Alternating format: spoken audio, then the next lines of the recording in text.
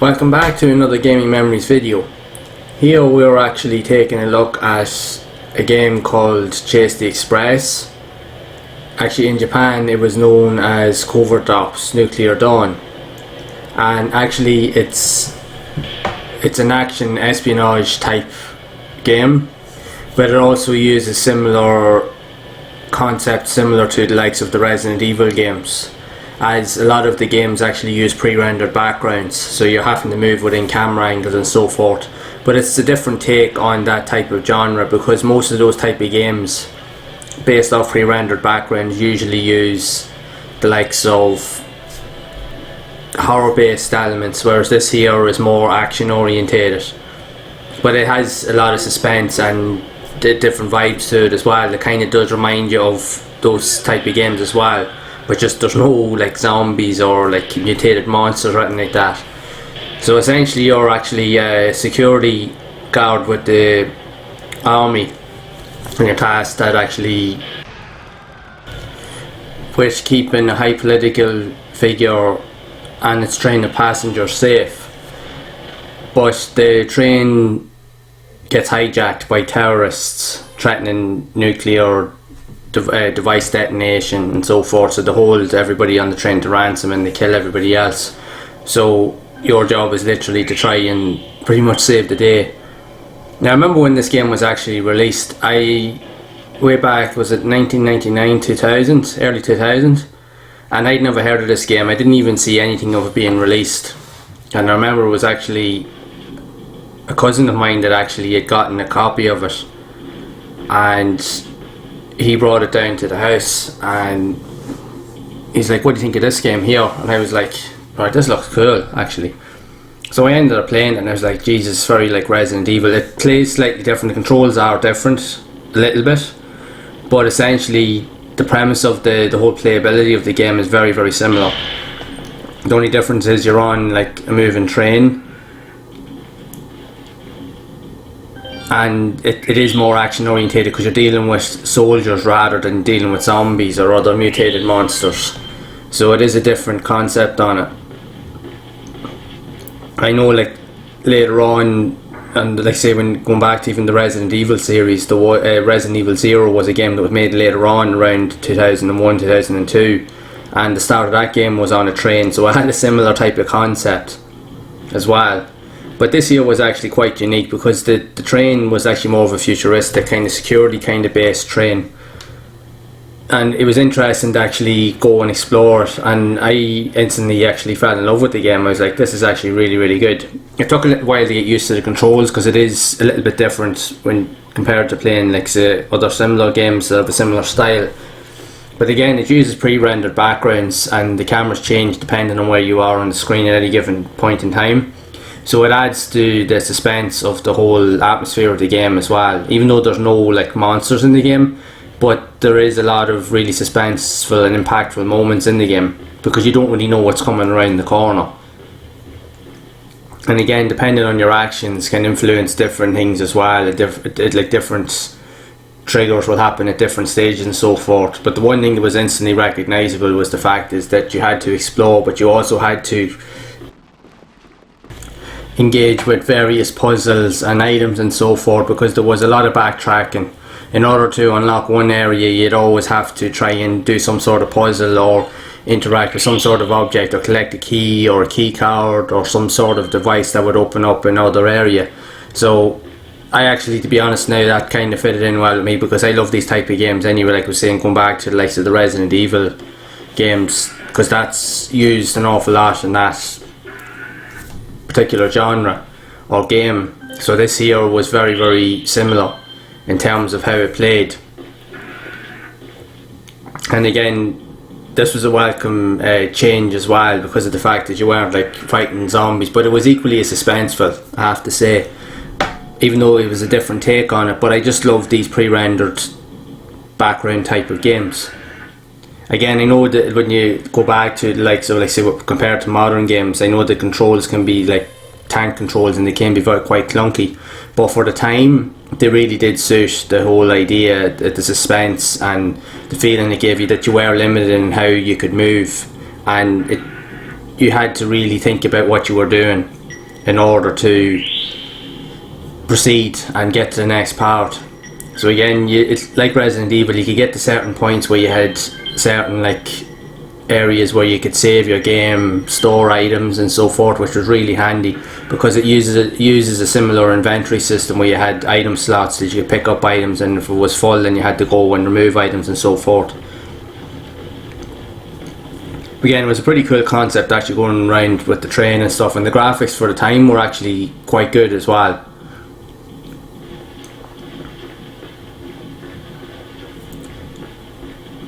And the camera, even though it was fixed camera, at some points with certain areas like here where you could see the camera would actually move with the character as he was going along, but then it would change then depending on when you went to a different angle and so forth. So it was pretty cool to see those type of games that you could see certain transitions, and they were playing with different ideas, and that would later go on to really be seen in games later on different consoles, the future consoles like the PS2, PS3, PS4 and so forth. But you can see they were playing with those early ideas from these games here, which was pretty awesome.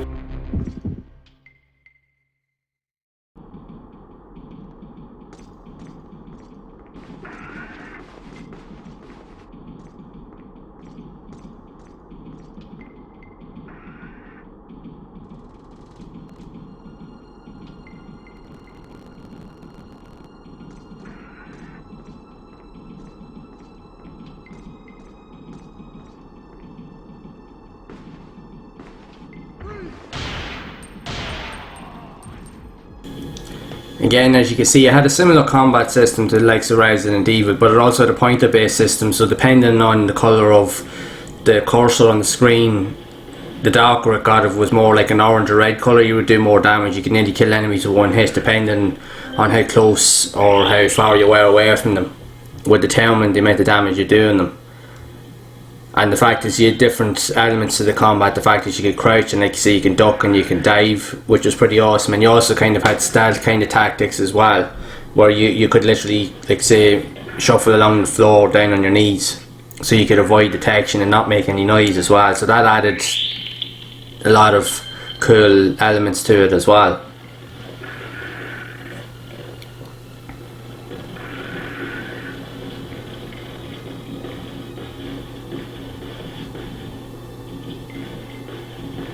Again, likes of similar games with these pre-rendered backgrounds, the corridors were always very narrow and really claustrophobic, so they always did add to the element or the atmosphere of your environment and so forth when you're playing through these games.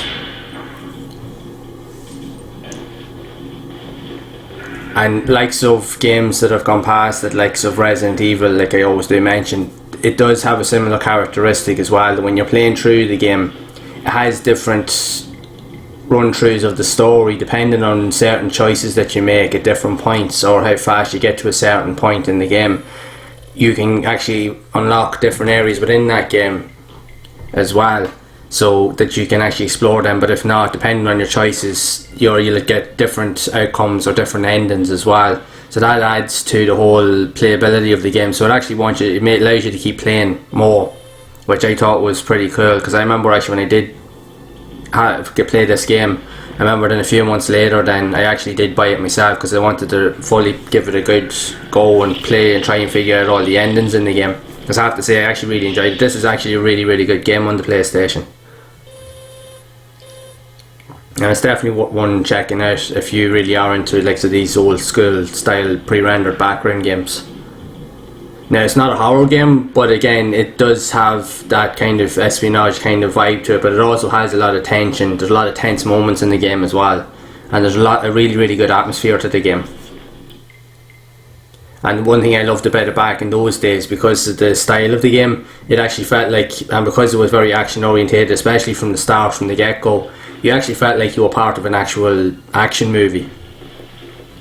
Kind of a little bit like Die Hard and stuff like that as well. That's what I actually thought was pretty cool, and it was unusual to see that type of idea in games at that time. They were only starting to really kind of develop it more at that period in PlayStation's lifespan, so it was very, very interesting to see it.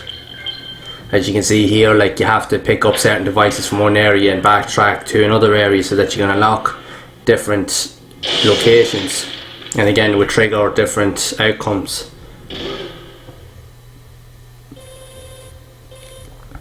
But that's what I loved with games like this, because there was so much exploration. But when you've played enough of these games, you could kind of figure certain things out. Now, the layout of things may be slightly different, but after a while you would be able to understand what it is that you have to do. But I always loved that with these type of games anyway.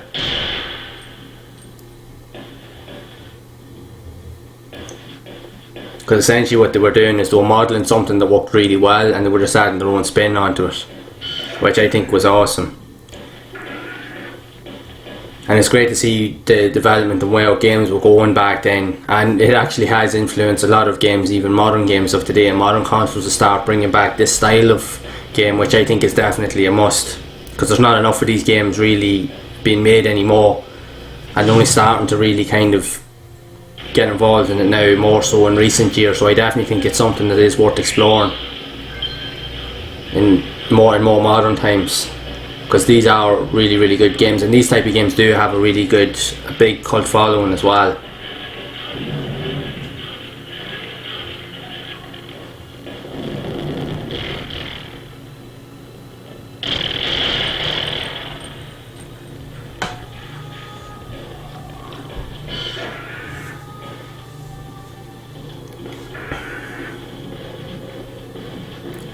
But again, as you're exploring through the train, you unlock different areas, and then you trigger different parts of the story, so you have to try and find your way around and progress as much as possible in order to proceed to the next area. So again, you do that by literally just taking out enemies, collecting resources and ammunition, health packs and so forth, and then finding the likes of cards, key cards, keys or whatever, so that you can move on to those areas. So again, these games I think are awesome for exploration. And I just love the whole pre-rendered background vibe, especially like having a 3D character running around a pre-rendered background. It really adds to the dynamic of the game.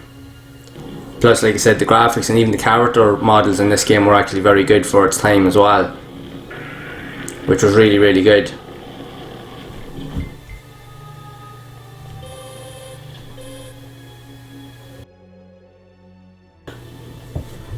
But I do recommend, if you haven't done so, you should definitely go and check this game out. If you are into these type of games, or this style of game, there's definitely a lot to offer here, and there's a really good story, really good graphics, and there's a lot in it to actually keep you playing for long periods of time. And actually, from here playing it now, it actually has given me that bug now to go back and fully play through the campaign. So I think I actually will do a future video on this where I'll do a long play and actually just play through the entire game and show you all what it's about, because it's definitely a game that's worth enjoying for sure.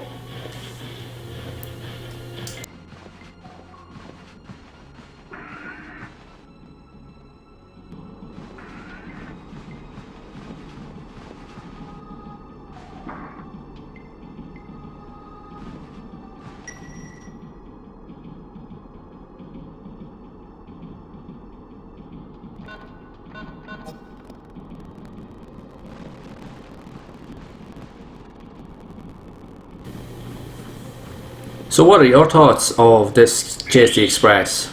Have you actually played it? Have you experienced it? And have you enjoyed it? Let me know down in the comments and share your thoughts. So if you have enjoyed this video, make sure to leave a like. Also hit that subscribe button and hit the bell icon to be updated whenever I release future videos, as I will be exploring other games like this and as many other classic games on the PlayStation, sharing my memories, and again allowing you to experience these games as well if you haven't done so already. And as always, make sure to keep playing and enjoying all these classic games and exploring, and make sure to keep those gaming memories alive.